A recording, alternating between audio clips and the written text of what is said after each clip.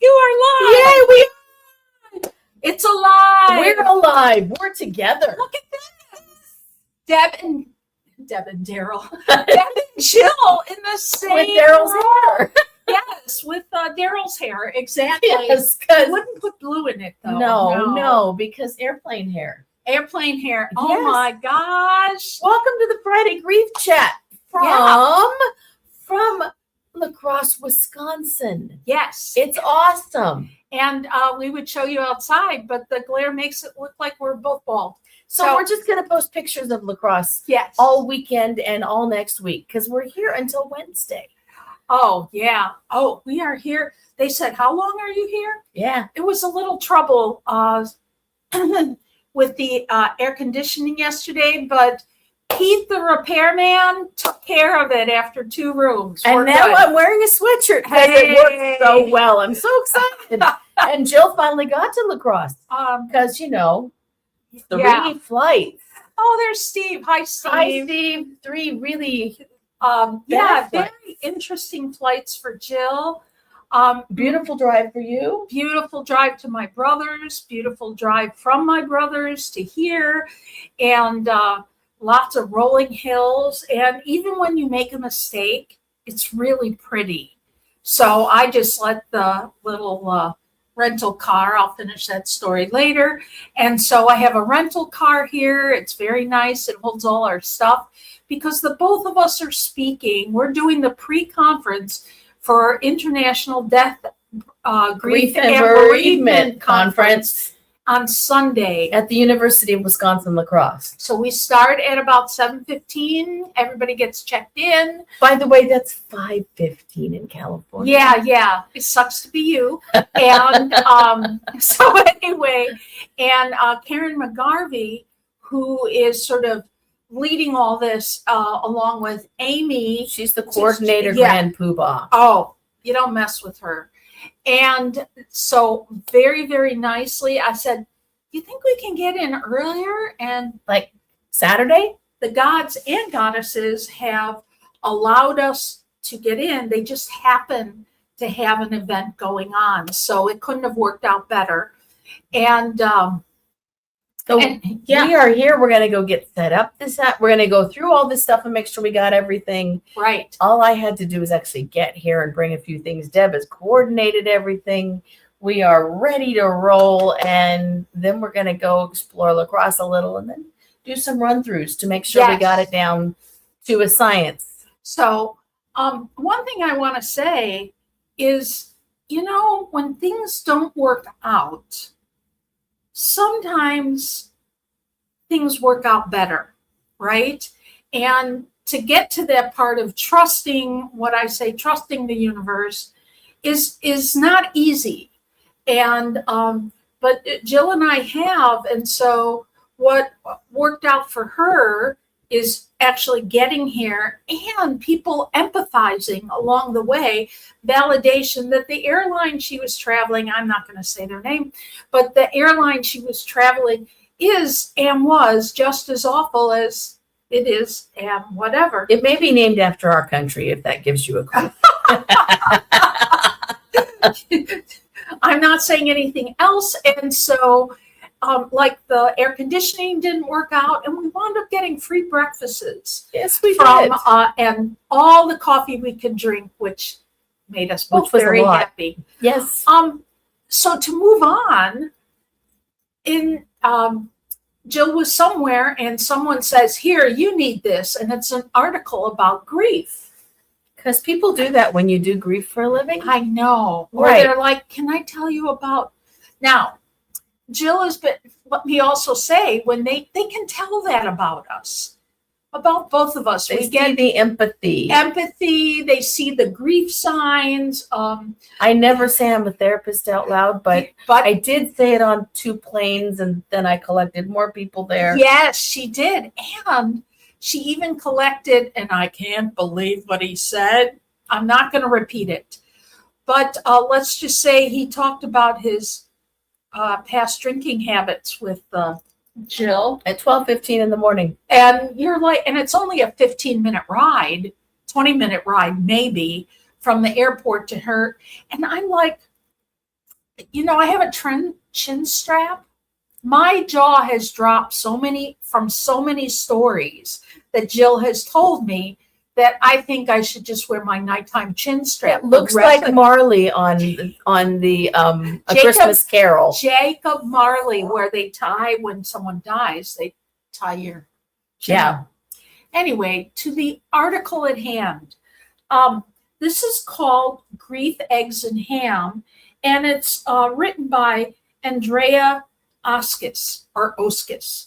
And, Jill and I talk about a lot of things and we share a lot of views, but every once in a while we surprise each other. And one of us confesses, I can't stand when someone says that. So, there's a few phrases about grief that lots of people who do this work just cringe. It's like funeral directors and music. I happen to like some traditional songs. Yeah. And if I play them in the house, Stacy will cover her ears and run because she's heard it 900,000 times. Right. This is very much like that with grief phrasing. So I just want to say, and you've probably heard this said so many different ways. Loss and grief is the price we pay for love. And I didn't like it. I said it makes it feel like you're a victim. And that like this is the price you pay. I mean, and you have to keep paying it. Because if you love someone, you're going to pay for it. And after they die for the rest of your life, it's a never ending. It is never ending if you say it that way. And Rose Kennedy started this nonsense. And thank you, Rose. You did have a lot of losses. Mm-hmm. And you were married to that man. But, it's just. I hate the victim part. The victim part and the never ending part. Yeah, that really sort of makes my skin crawl. So, Jill and I talk about different ways of describing when you have any kind of grief. And one thing we also agree on, you never, ever get over something. These aren't hills. It can feel like hills. It's more like waves, a constant coming and going. And you learn to surf on them. You learn to serve. You learn to relax into them. You learn to incorporate them into your world. And on the Oregon coast, for sure, during king tides, there's a lot more what they call sneaker waves. And that's like grief. It sneaks up behind you. Smacks you. Since Jeannie died and our cousin died, I usually have a teeny meltdown, like tears start coming out and squirting out my eyes about twice a day. And I never know what thought's going to trigger those, right? One thing that Jill and I both agree on is integration. Right. Right? That you integrate grief. It's what did you write in a card to me? It's stardust and magic that is on your heart. That is the gift and you it's a get gift, not from love. But it doesn't. It's a gift. It's not a guilt. It's not a weight. It doesn't. It's with you, and that also means you can then share that stardust from that person. Jeannie's stardust is going to be shared everywhere by Deb. That's all there is to it. And the fun and the wild that was Jay will be shared, but it doesn't have to be a weight. No, and it's not. I don't think it's a price that I paid going into a transaction. I mean, if you want to buy really good jewelry, that's a transaction. And you pay the money. And then down the road, for whatever reason, there's fluctuations in gold and in the gemstones and stuff like that. There is no fluctuation in love. It is given and you feel it. And what some people say is love, you might not agree. And some people that you don't even realize how much that person, you don't even realize the value until after they're gone. And that's no fault of anybody. It's like all of a sudden I have been thinking about things that in some ways I've taken for granted from Jeannie. And now that's all I can remember. I mean, that usually starts me going, "Eek." And there's no price that you pay for feeling love and safety. And when the other person dies, yeah, you might not feel for a while that kind of safety, right? But that safety comes into you and gets integrated over time. And then let's say I die, she will remember my energy, or The Deb Stardust. The Deb Stardust. When And she's fuzzy next, cows. and fuzzy cows that will follow her the rest of Jill's life. Right. And she will say, "Oh, I felt this with Deb. That's a Debism. That's a Debism." My sister-in-law found a really beautiful song, and she goes, "That's Deb. That is Deb." And she goes, "Oh my gosh, we are the savage daughters that walk barefoot on sharp things." That's the first two lines of it. And we have those from everybody. This is actually the anniversary of my Aunt Pat's death today. And she died when I was in college, but she was the one she was our single aunt who had only the three of us, and we were hers. And so I have those bits of her that are coming through and will come through all week. Mhm. And then my mom's anniversary is next week. Yes. And so for us in our family, the mom code is, and here's a hug. And always remember you're a good mom. Yes. Because every time she called one of us after we became parents, every call ended with, "Remember you're a good mom." Oh. Right? Like it's those things. And if you don't use that phrase and you know someone who's a mom, use the phrase. That. Tell them Margaret sent you. Yeah. Right? Oh, Margaret sent Margaret sent you. you. I love that. Margaret sent me. Mhm. Right? I saw in the thrift shop, it was when the anti phase started coming out after Oh, yeah. Roe versus Wade got shifted. Mhm. And so there's "I'm your auntie," Mhm. and it's in a T-shirt at the I Goodwill. love that. Yeah. I love that. It's like the girl code. Yeah. Right? Yeah. So that is one of the things we wanted to discuss. Is not feeling like you have to be tied to grief Right. to remember someone and to love someone and to hold on to someone. You can hold on to them for who they were, Right. but you don't have to maintain the sadness in order to be glad for the life that they shared with you. And also, if people say the price we pay for love Is is grief, if that's holding you back from loving someone, no, integration is the word. And I keep thinking Jill and I are going to be putting something out to give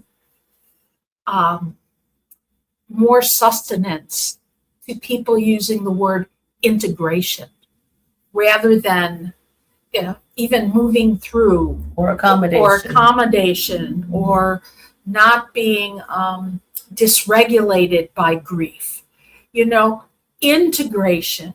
How do you integrate that love, that loss into you? Actually, you're not integrating the loss. You're integrating the love that is there.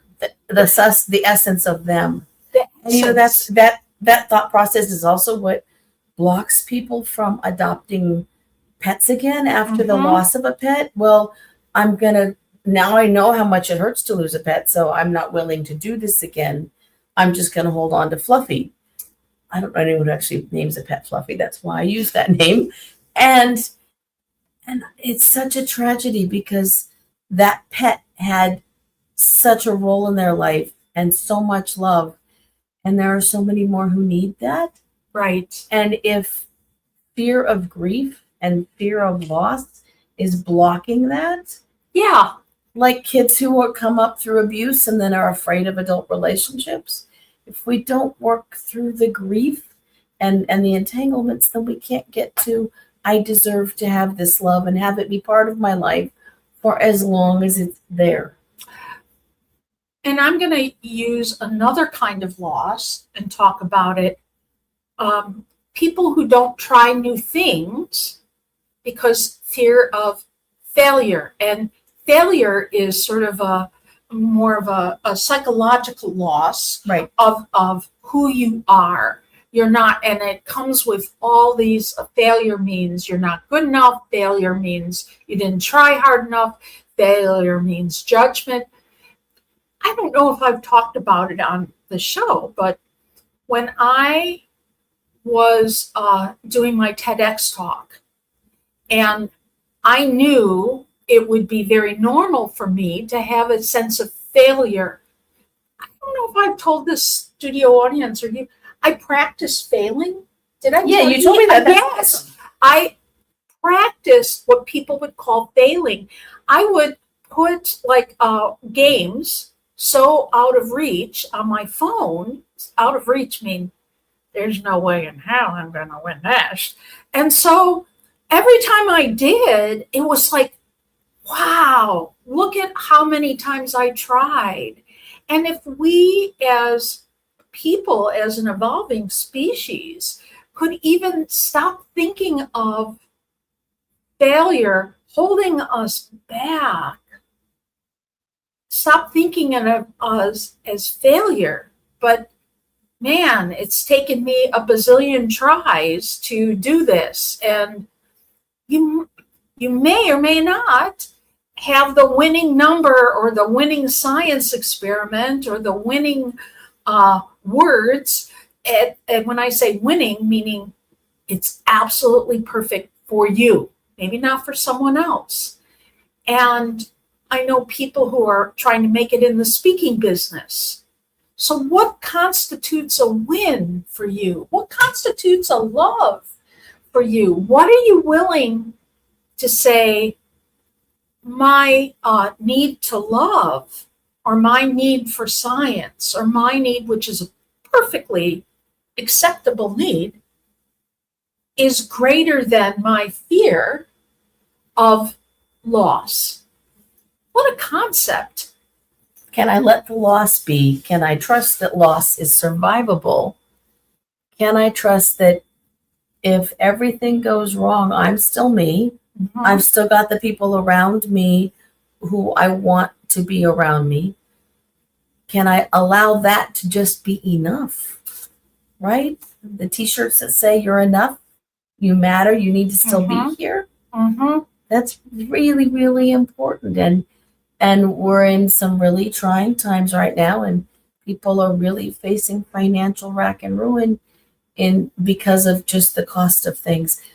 But we're going to get through this. We did this before. Some are just too young to remember that. Right. Right? I just saw there was an article this morning, and it had 3 people who used to work for USAID, and they were one of the ones, they were part of the group that was walked out by a certain political administration. And turns out that Harvard stepped up and offered scholarships. And 3 of them were getting their master's in public health yesterday. Oh. And there are 33 more coming up. That is because their loss is now going to be hope for the future, which is incredible. And we're so lucky to have that in our vision space right now. And well, you might have been told growing up, leave that for the other people, or, it's not that great. Don't toot your horn, whatever.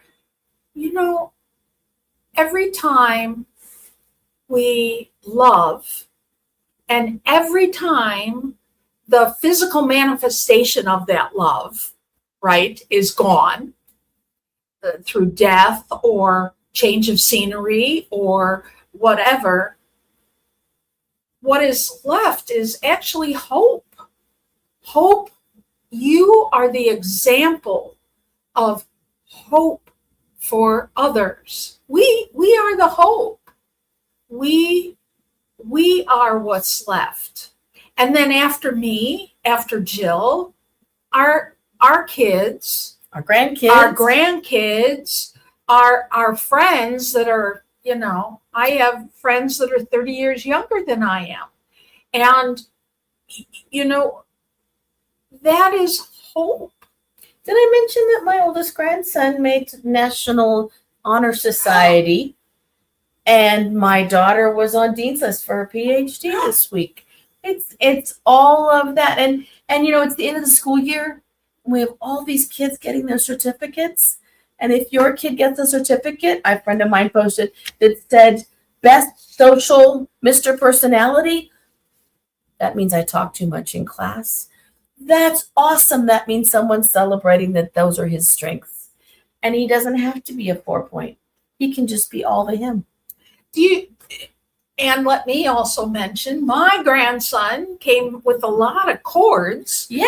And he was part of National Honor Society. He graduated high school. I'm so proud of him.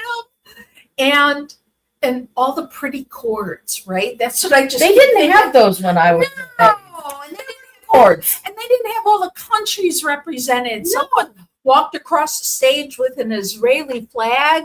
A Guatemalan kid talked. He was like not valedictorian, but he did something. And they all have these like pretty colored stoles. I'm like, we had just the one thing. What was it called? Like the gown and the mortarboard. And they got to decorate their mortarboards. We didn't get to do that either. No, you don't touch those things. They're rented. Bad. We have to turn them in perfectly. Right. And I'm just like, everybody was so goody two-shoes back then. Not everybody, yours included. But, it was still, and just think about a little bit of anxiety as they have left their safety school for whether it was grade school, middle school, or high school. And now it's off to where they go to next. Yeah. Yeah. And they have the resiliency to do such things and flexibility. Those flags also represent loss, though, because that means those children are here from another country and they're in this country now and they are adapting to that and they're taking that and they've integrated that into their world and into themselves, and they can celebrate that part of them and they can celebrate being together with their class and graduating. There's so much. When we have something great that happens, we also have the things that represent the losses that go with it. Here's Cammie. Hi, Cammie.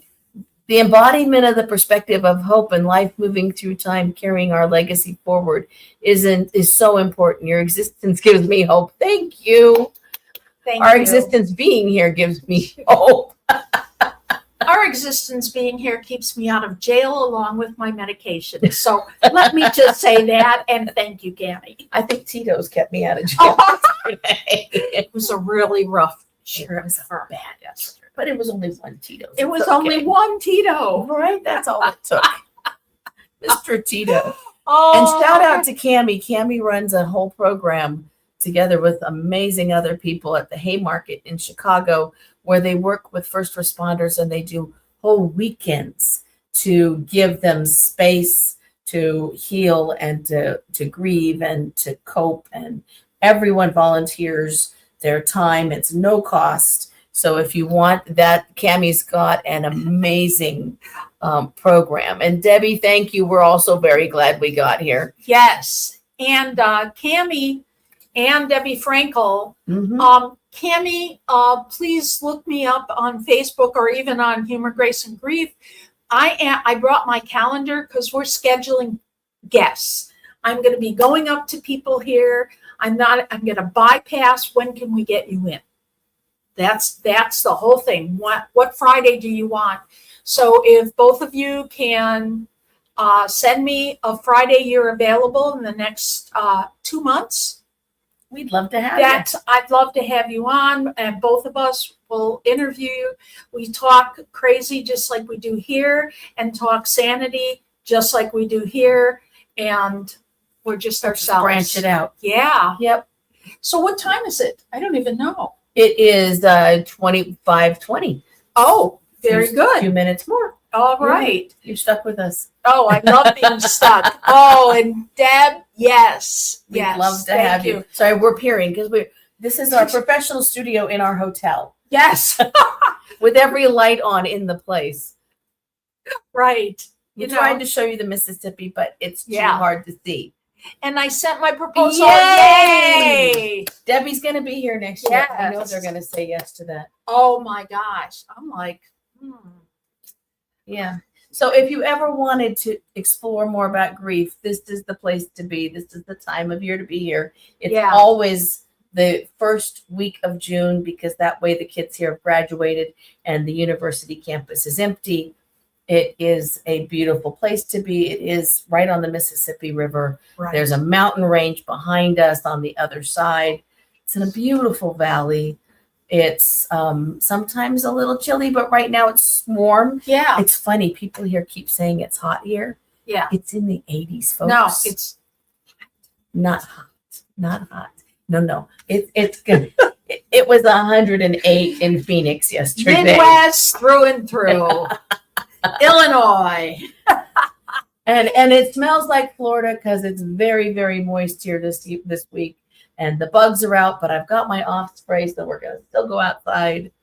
And the hotel is populating with people from the conference already. So the connections are there. This is the place where you make lifelong connections to people who do grief work and have the same twisted sense of humor and the same sense of resilience is what gets us through this world. It does. And it's where you learn new skills and you hang out with people from Holland and England and South Africa and Israel. Hence international. Yeah, it really is. Yeah. But small enough to be human scale.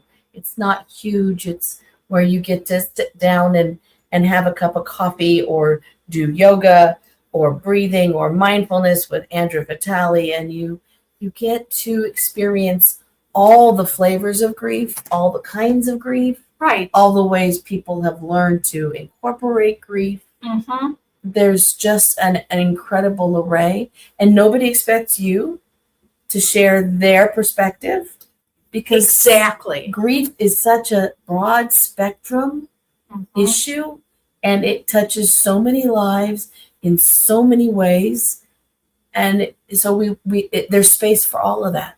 Mm-hmm. There I'm it talking is. too much, aren't I? I'm No, I'm completely freaking agreeing. jet I'm like, lagged. she's right. I have, and there are many, and maybe someday we'll talk about the flavors of all the different kinds of conferences, because between Jill and I, we've been to many of them. And if you want to study more grief, we'll have a show about that. Like, you can do this, you can do that. And I'm just excited to have lots of people sign up to be here on Fridays. So there you go. Yep. Oh, all right, gang. I'm warm, man. We got to get to the university. Yeah, we got stuff to do We've got stuff to do. We're doing arts and crafts, and we're wearing. Oh, you want to grab our shirts? Oh, where's our shirts? They're hanging up in the. Oh, yeah. Because we don't just do a conference. When we speak, we do all the things, and so there's stuff that we are doing, and so we are also wearing our new shirts. Yeah. Say, I'm Jill, not Deb, and it has my caffeine label. And I have serotonin because I take good meds. And that is why we are going to be excited about Speaking All Day Sunday, because it's going to be a lot of fun. And those of you who are heading this way, we look forward to seeing you here. Those of you who are in all the places around the world, we will see you next week back from our home courts. Yes, we will. Or you'll be on your way to your home court. Well, close enough. She might be with the fuzzy cows. Who knows? I love those fuzzy cows. We're going to post some pictures of the fuzzy cows. Bye, everybody. Bye, everyone. Thank you. Hi, Mary. I'm glad you're here.